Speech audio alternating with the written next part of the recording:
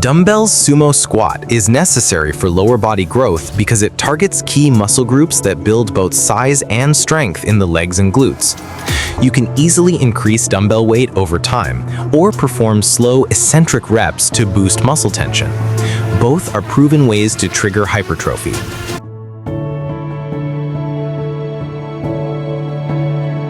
Please stop doing lunges like this. Let me teach you how. If you want to target glutes, step back with all of your weight on your working leg. Back leg should be light. Lean forward with your back straight. Push your hips back as if you're going to sit down. Knees should form a 90-degree angle. Now push up on a diagonal, all together. Do these reverse lunges for glutes. Good. To target quads, stand upright, step forward with a shorter stride. Drive your knee over your toe, then push back to start. That's a quad focus lunge.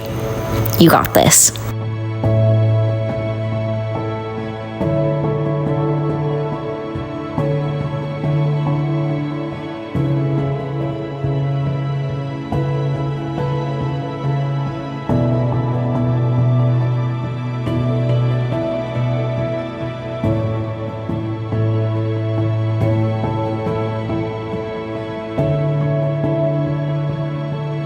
Growing big ass legs, old school barbell hack squats, here we go. Now if you know me, you know that I love the history of bodybuilding as much as anything else in bodybuilding. And the old school hack squat actually comes from a Prussian term, Die Hacken Zusammenklappen, which means to click one's heels, referring to the soldiers of the time clicking the heels. Now, contrary to popular belief, it was not created by George Hackenschmidt, although he gets a lot of credit for to the wall behind me, and I'm only going as low as I comfortably can, stopping just shy of rounding my lower back. So again, chest up, I'm hinging at that hip, pushing those hips as far back behind me, pushing those hips forward, keeping equal pressure in my foot the entire time, almost focusing that pressure to the middle of my foot.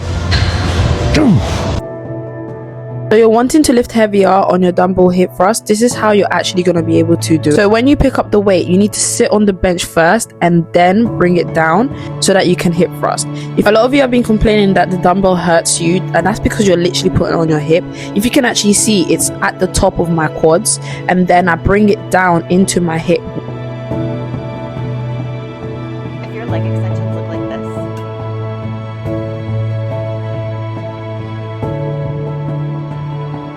listen up. First, you want to make sure that the machine is set up to your body.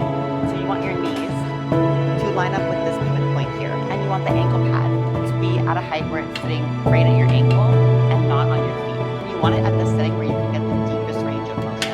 And you want to make sure that your glutes and your lower back stay glued to the seat and the backrest the entire movement. A lot of people overarch their lower backs like this during this exercise, and this is a really unstable position for your pelvis to be in functionally. So instead what you can do is grab onto the seat, pull yourself into it, and stack your ribs over your pelvis, really pulling that core tight.